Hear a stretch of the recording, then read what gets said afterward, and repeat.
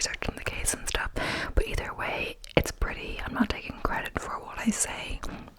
It's just sources I found online, and some of it depends if it's a really good comprehensive source. I kind of just use that. I'm not saying I do it all in my own words or whatever, so you can find that, and I will maybe link it below. We'll see.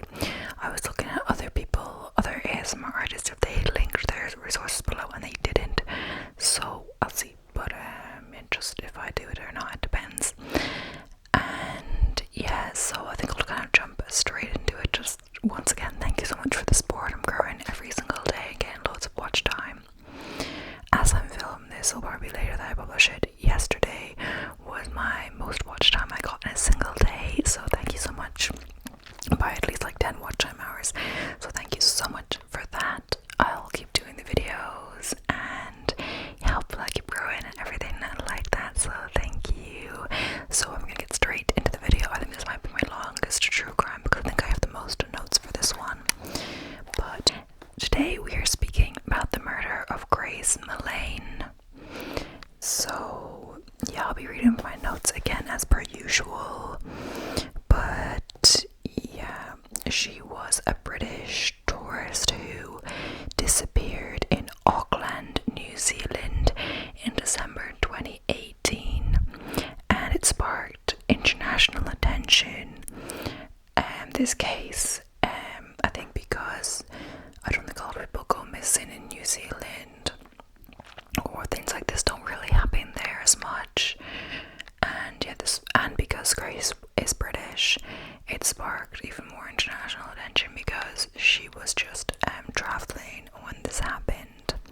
So a 26-year-old man, Jesse Shane Kempson, was charged with her murder on the 8th of December 2018, and her body was found in the, I'm not going to say this right, but Waitakere Ranges to the west of Auckland the following day. Kempson's name was suppressed by New Zealand courts, meaning it could not be published in New Zealand. However, some international media outlets chose to publish contrary to the New Zealand court order. So this is how his name got circulated before it was meant to. His name was suppressed, I think to ensure that he has a fair trial. I'm not sure exactly why. Maybe it's because I'm not sure if that makes sense. Correct me if I'm wrong, but like the jury, as we'll see at the trial, it happens a good bit, nearly a year later. So the jury, I think you're kind of meant to like not know a lot about the case from like biased sources or from like newspapers or other people's articles and stuff like that. But they will have known about it if it's like a year later and it sparked so much international attention. The jury will have some notion of what happened before. I'm not sure if that's why, but so it still got published. Grace Millane was from Wickford, Essex. She had recently graduated from the University of Lincoln with a bachelor degree in advertising and marketing.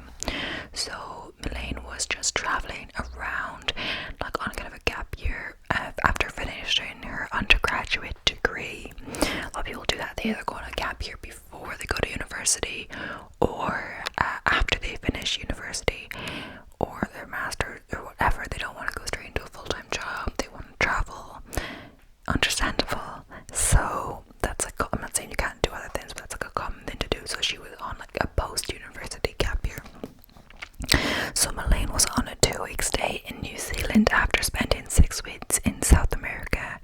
She entered New Zealand on the 20th of November 2018 and travelled around the Upper North Island. She arrived in Auckland on the 30th of November. So at 9 p.m. on the 1st of December, she was seen on Victoria Street in Auckland's central business district, and 15 minutes later she was seen on CTV at Sky City. She was last seen at 9:41 p.m. at the City Life Hotel on Queen Street with Jesse Kempson. Grace's father said, "We heard from Grace virtually every day. She enjoyed sharing her adventures with us." So it was strange when there was like, Grace wasn't responding to them, especially since the 2nd of December was her birthday, and that is when she wasn't responding from, so she'd be getting more messages than usual, wishing her happy birthday, and she hadn't responded to any of them. So anyway, Grace meets Jesse on Tinder and they start chatting through the app about how things are and how their days are going. The man asks Grace what her plans are for the day. She doesn't have any, so he asks her to meet her for a drink in Sky City.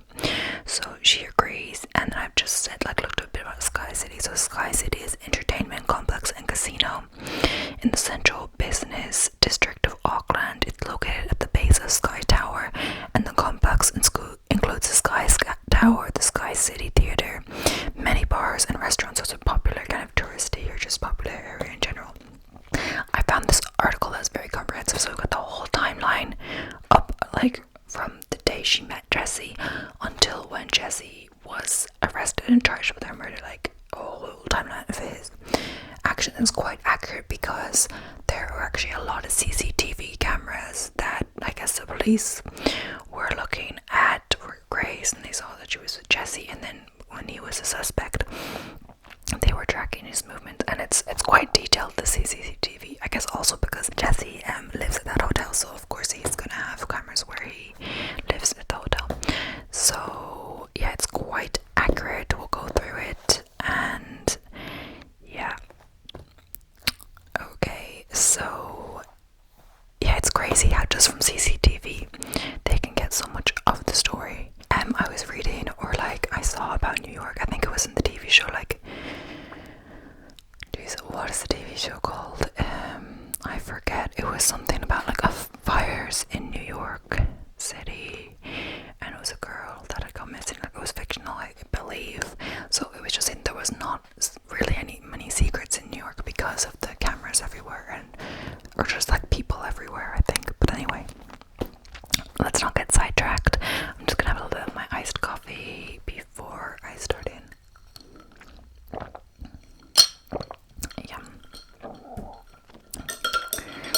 I love coffee too much. Okay, so at 5:37 p.m. on December 1st, so, and this says much of the pair's date is captured on CCTV. The first sign of Grace is when she leaves Base Backpackers, which is the hostel she's staying at, and she was staying in a shared dorm. It's a popular option for people trying to save money traveling to stay in hostels, of course. And she heads along Federal Street. So at 5:45 p.m. Grace arrives at the courtyard outside Sky City, so it's not a long walk. Dressed in a black dress and white sneakers, so she was in a nice black dress. She was looking great. She was ready for her date. She takes a picture of the large Christmas tree and sends it to her family. This is the last message they get from her. The man turns up and they greet each other with a hug before heading up the escalator to Andy's Burger Bar. They order drinks and chat. So at 7:14, the pair leaves Sky City to head to a Mexican cafe across the road. Grace orders a sangria with mint and they sit in the corner. Jesse says they talked about the people around them, imagining their lives, kind of people watching. There are signs of affection, including Grace touching the small of Jesse's back, and that's all captured on CCTV. Throughout the evening, Grace messages her friend Amina Ashcroft, I'm not sure if I'm saying that right, but sorry, and their best friend, and gives her updates about how their date is going. She writes, I'm on a date with a guy who's a manager of an oil company, and the man later denies giving Grace this impression because that was not his job, and I think he was even laid off just before this happened. They had this date, but don't quote me on that. Grace also messages her friend cocktails all round, and he was like, it's Grace's birthday tomorrow, we are getting smashed. Her last messages were, I click with him so well, I'll let you know what happens tomorrow. But a message from Grace the next day never came. Grace's last communications are with her friend, and she said she'll let her know what happened the next day, but this never happens. The friend never heard from her again. So at 8:27 p.m. the man settles the tab, paying for 3 jugs, 2 of margarita and 1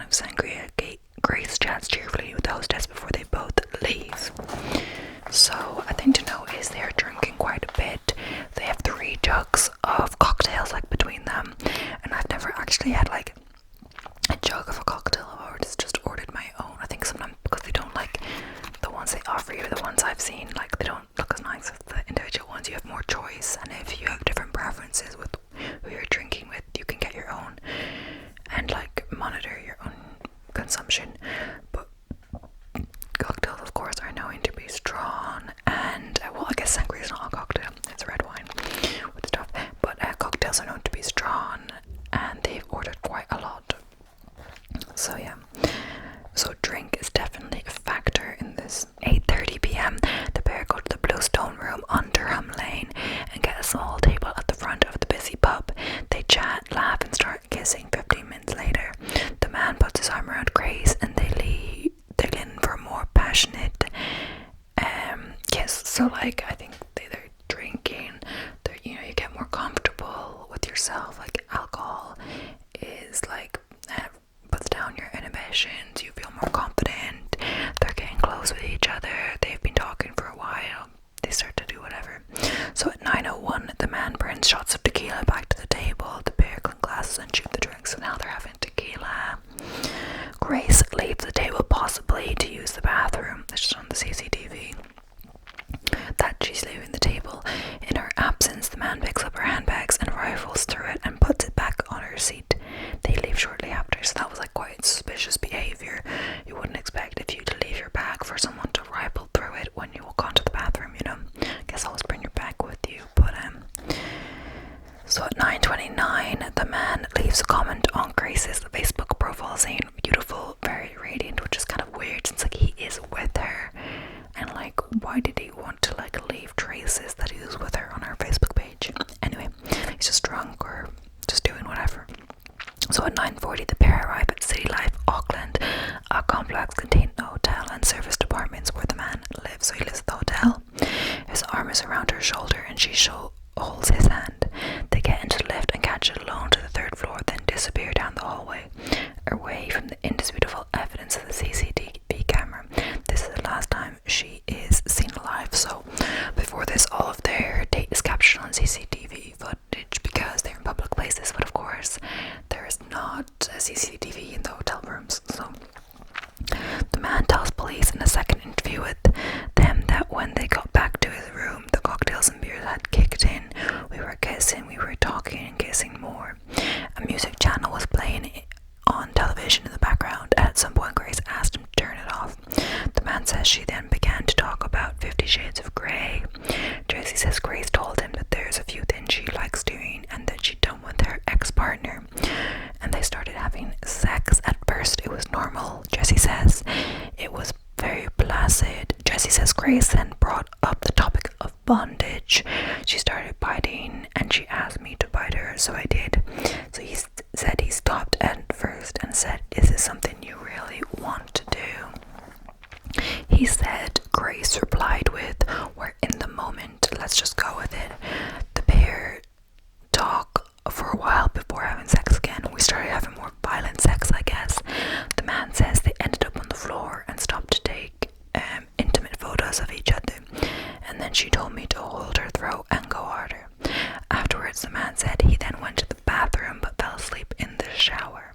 He remembered waking up when it was still dark and crawled back into bed. He said, "I thought Grace had left." The defense will later say that Grace's death was an accident that happened during consensual sex, and how the man acted afterwards is evidence of fear and panic. Auckland Crown Solicitor Brian said at the trial, that was the prosecution, "You can't consent to your own murder. She would have had to consent to someone holding her neck for 5 to 10 minutes until she passed out. That's just silly." So that like she may have consented to her like choking, but then like, you know, she would have, of course, you know, start to feel the effects if it was actually like strangling her, and would have made some like stop, you know, some kind of thing, you know, that she was uncomfortable. Like she couldn't have just died after like a minute. So December 2nd is Grace's birthday. The next piece of indisputable evidence is the man's Google search history and the timestamps on photos he took of Grace. So 1:29 a.m. the man searches for Whitaker Ranges in Google Maps. The Crown alleges later that he is trying to figure out a way of disposing of her body. He searches Hollis Fire again because he's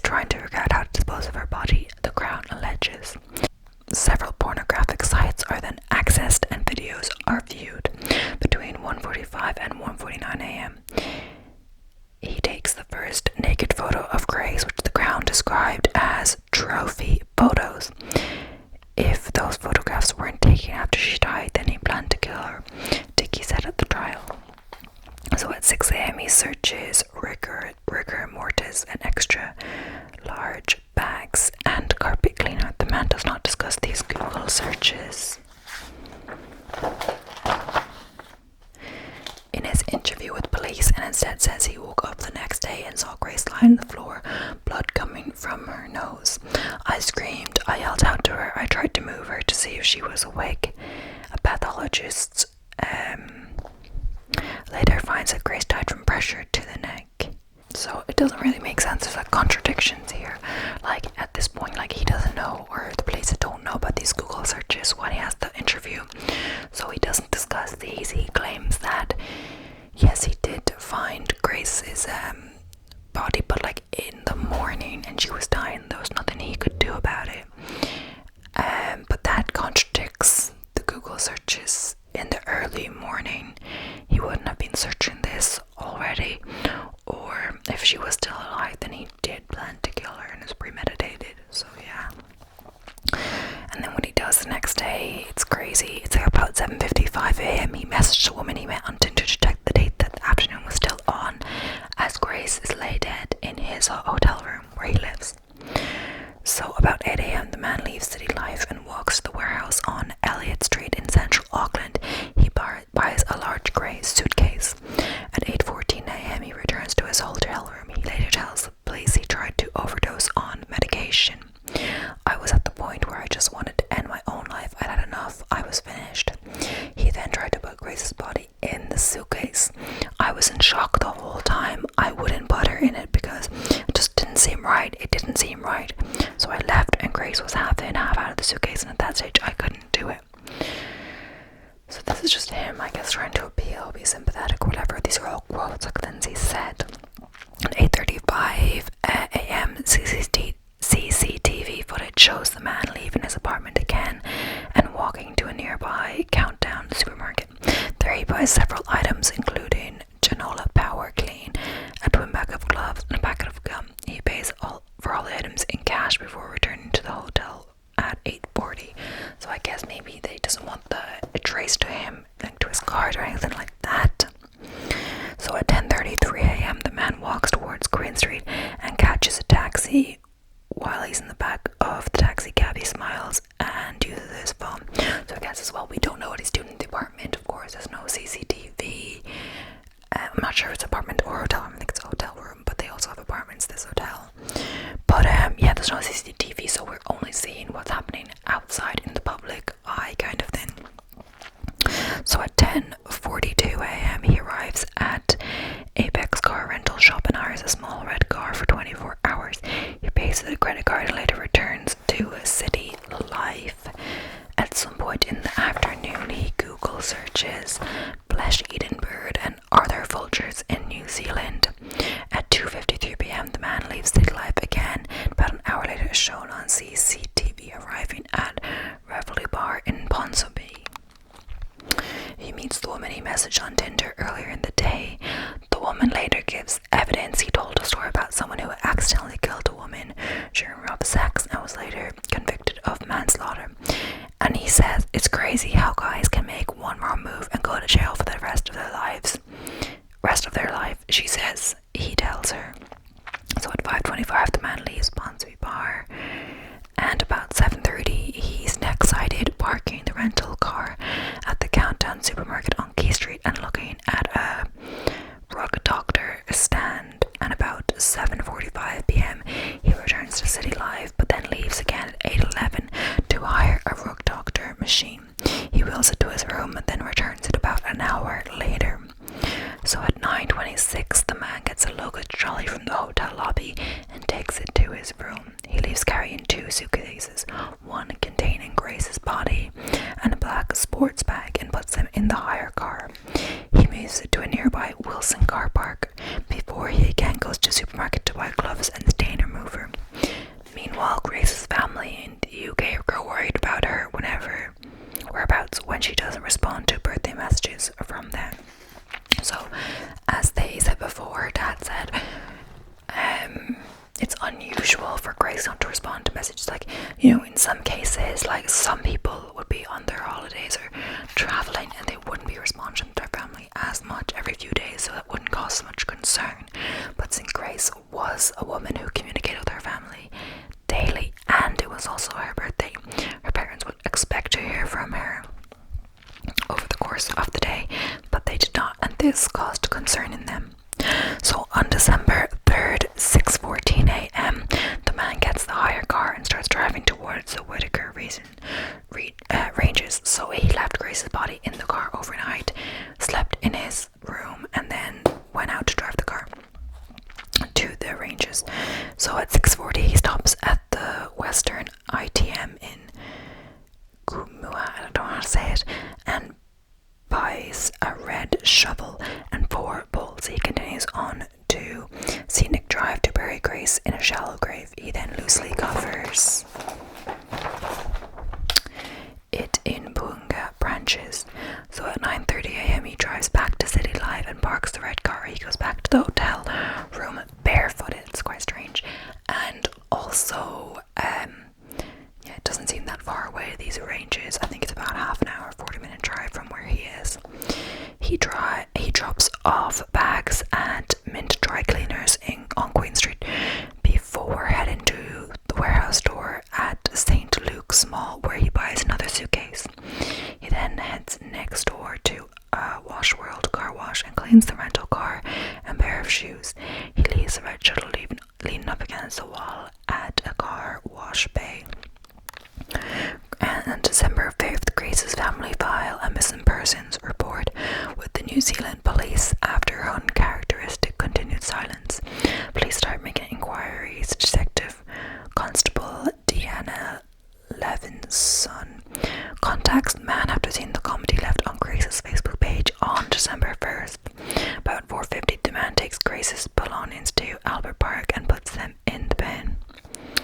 So, December 6th at 5:18 a.m., the man is seen leaving City Life again with a sports bag and taking a trip in a white Uber to Mission Bay. He returns about 5:58 a.m.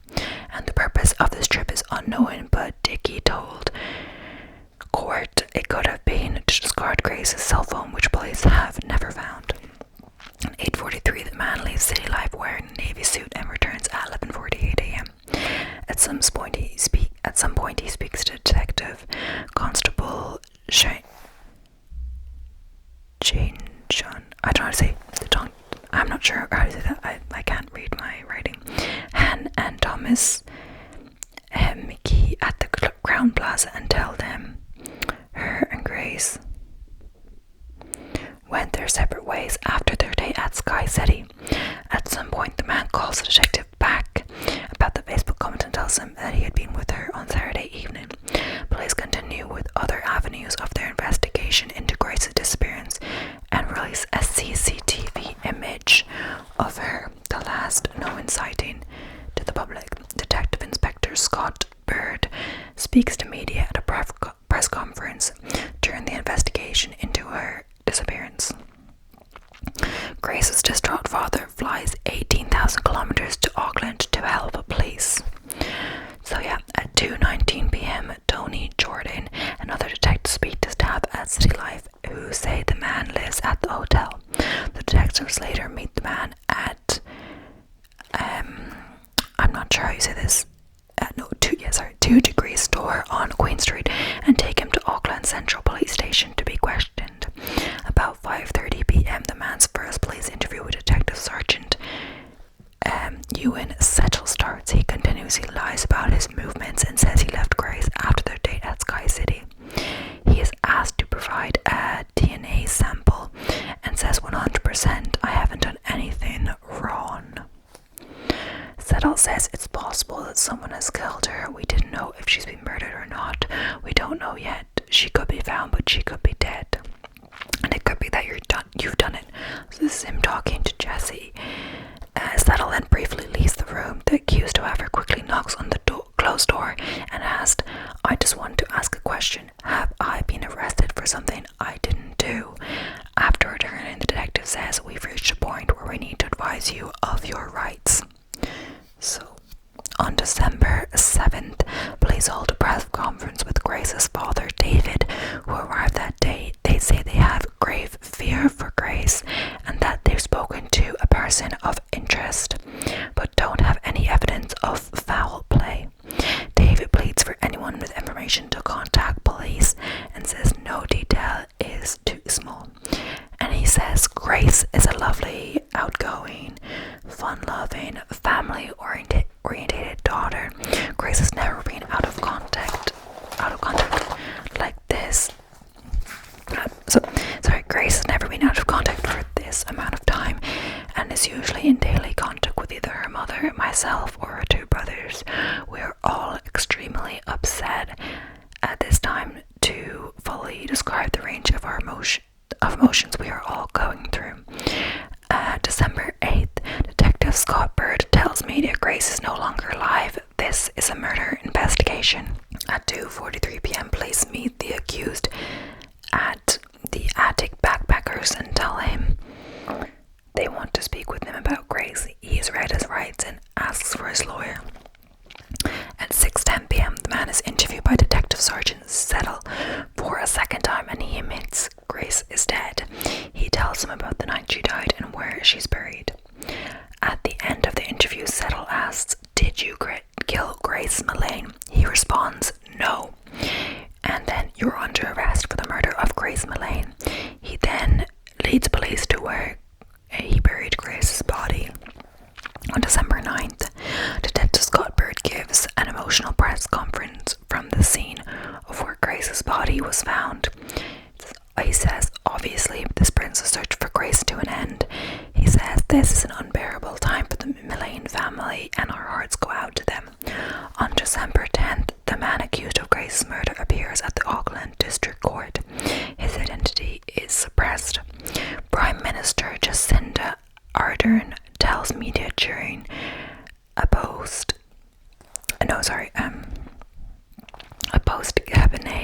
press conference that New Zealanders will feel the heartbreak for the Millane family as we pride ourselves on our hospitality to those visiting our shores. Auckland Sky Tower and Harbour Bridge were lit up in a white ribbon shaped from the 10th to 13th of December to mark her death. So now I'm going to talk a bit about the trial, just briefly. The trial began on the 4th of November 2019, so almost a year later, 11 months later. Kempson reaffirmed his not guilty plea, with proceedings expected to last 5 weeks. 3 female witnesses, whom Kempson had met through Tinder, testified that he liked masochistic and bondage sex, including choking. The prosecution, led by the Crown solicitor Brian Dickey, argued that Kempson had strangled Millane to death following a Tinder date. These also included the Google searches Kempson made after her death in the evidence or whatever. The defense team, led by Ian Brookie, argued that Millane's death was the result of consensual sexual misadventure between Kempson and Millane. They alleged Millane had asked to be choked. They acknowledged that Kempson had tried to hide and bury his victim's body. They contended he had panicked. The trial lasted 3 weeks and returned a guilty verdict on the 22nd of November 2019 after deliberating for 5 hours. Also, I'm not sure what the usual kind of deliberation time is, if that's a long time or a regular amount of time or a short time. But yeah, that is all I have about this case. There were a lot of details. I'm kind of just reading it the whole time, but yeah, it was because of the CCTV footage, they didn't have much, and because of the Tinder messages and all that, and the Facebook comment, they didn't have much trouble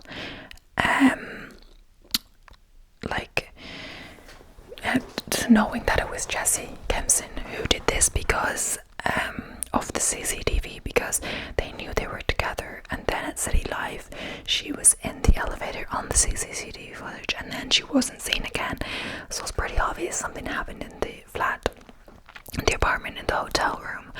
So it wasn't too difficult. It was only a few days it took. It was the second she went missing, and he was charged on the 8th, so 6 days, not even a week, which it's just good that it was fast. And then he was also convicted a year later, so because the trial took a while to start as usual. But yeah, that's all I have for today. Thank you for your support on my true crime videos and just all my videos in general. I've been trying to be really consistent. They're not too hard to film, just some take some planning depending what. I have a few new interesting ideas coming, so I hope you enjoy them. Thank you so much for all the support. Most every comment has been positive, and I've got some likes and watch time as well, so thank you so much for watching, and let me know any videos you want me to do. I haven't been doing as many kind of like triggery videos, but maybe I'm kind of just been doing whispery videos, but we'll see. Also, maybe I'll try a soft-spoken video, but I feel like my natural thing is to whisper. But who knows? I think I listen to whispery vids more than soft-spoken, but I do also like GB, and she does soft-spoken, right? But anyway, I didn't really know the difference at first. But anyway, thank you so much for watching. I hope you enjoyed, even though of course it's a very sad case, and my heart goes out to Grace and her family. And she did not deserve this. She deserved more. She was a young woman at the start of her life, and she deserved to live her life and adventure, and without having to die, just because she wanted to go out and have fun and live her life, especially just before her birthday. But anyway, thank you so much for watching, and see you in the next one.